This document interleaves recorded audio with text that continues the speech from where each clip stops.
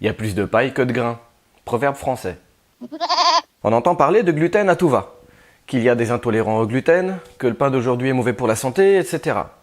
Alors on va essayer d'y voir plus clair. Le gluten, c'est quoi? Il y en a surtout dans le blé et dans le seigle. C'est une protéine insoluble et visqueuse qui, lors du pétrissage avec de l'eau, donne des propriétés élastiques et collantes. Gluten veut dire colle en latin d'ailleurs. Plus cette pâte à pain est élastique, plus elle est facile à travailler. Mais ces propriétés élastiques permettent surtout d'emprisonner les bulles de dioxyde de carbone générées par la fermentation, ce qui permet de faire monter la pâte et de créer après cuisson la fameuse mie moelleuse et aérée. Donc, il faut impérativement des céréales contenant du gluten pour obtenir un tel pain.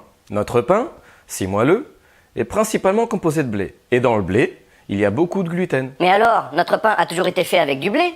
Pourquoi soudainement le gluten est mauvais? En effet, nous faisons du pain avec du blé depuis des millénaires. Sauf que le blé n'est plus le même, et le gluten non plus. Dans les champs de blé d'antan, il y avait un assortiment de blé privilégié par la nature. Des petits, des grands, des poilus, des roux, des noirs. On dirait que tu parles de mes comptes voisins. À la distribution de cerveau, t'es parti pisser ou quoi? Dans ces différentes variétés, les protéines de gluten étaient aussi différentes les unes des autres. Cette diversité naturelle de blé génétiquement simple, en phase avec notre environnement, faisait que le pain était bon pour la santé, car facilement assimilable par nos enzymes digestives.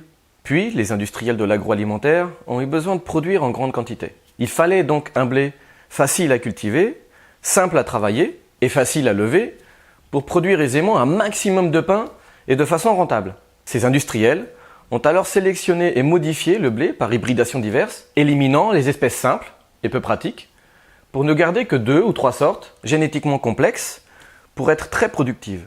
Les blés sélectionnés sont des espèces naines, pratiques à cultiver par les moissonneuses. Les cultivateurs n'y sont pour rien. Les industriels leur passent des grosses commandes, donc ils s'exécutent. Ce blé est aussi plus résistant aux variations climatiques, rendant la moisson plus abondante. Et les protéines de gluten sont aussi plus sophistiquées, pour privilégier une élasticité. C'est très pratique à travailler, et la pâte lève plus facilement. Ça explique pourquoi le pain d'aujourd'hui est plus facile à faire, et tellement plus moelleux. Ça donne faim, t'as pas un truc avec thé? Tu comptes m'interrompre souvent, tu peux pas attendre. Mais j'ai la dalle. Et moi j'ai le ciment, tu veux qu'on fasse une terrasse? Le problème, c'est que le gluten de ce nouveau blé revisité est très mauvais. Il est très dense, ne se dissout pas, il prend la consistance de chewing-gum et se colle aux parois de nos intestins, empêchant ainsi les nutriments des aliments de passer dans notre organisme. Ceci engendre une multitude d'anémies, fatigue, migraines, diarrhée, ballonnements, dépression, réactions cutanées, sans parler des allergies, des maladies, des dysfonctionnements neurologiques qui augmentent depuis 40 ans. Il y a donc un réel problème. Il serait grand temps de s'en rendre compte et de faire quelque chose. Beaucoup se tournent vers du pain fait avec des céréales moins industrialisées ou dont l'agriculture du blé est pondérée. D'autres ont simplement ralenti ou cessé leur consommation de pain.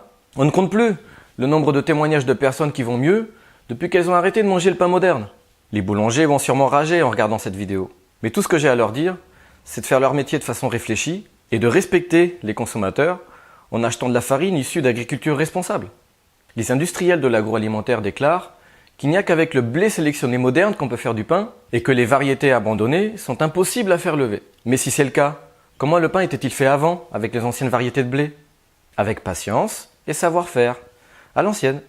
En France, la loi impose des semences compatibles avec les critères de l'industrie. Mais quelques centaines de boulangers travaillent avec des blés qui ne sont jamais passés par la recherche agronomique, donc avec des protéines de gluten élémentaires données par la nature. Ces blés, qui ne sont pas passés par les mains des industriels, sont interdits à la commercialisation en tant que semences. Mais certains boulangers et paysans se les échangent. Les boulangers passionnés savent se démerder pour s'en procurer auprès des petits producteurs. D'autres boulangers, encore plus consciencieux et obstinés, cultivent leur propre blé. Il y a en France une petite centaine de paysans boulangers qui font du pain avec différentes variétés de blé parfois oubliées, loin de l'industrialisation qui cherche à tout uniformiser, pour un profit maximum. Aujourd'hui, bon nombre de chercheurs, cultivateurs et boulangers défendent cette biodiversité donnée par Dame Nature et se réapproprient ce savoir-faire millénaire pour le retour du bon vieux pain bienfaisant. Et ça, c'est super bien. On a besoin de vous, alors participez en partageant cette vidéo. Mais surtout, restez lucides.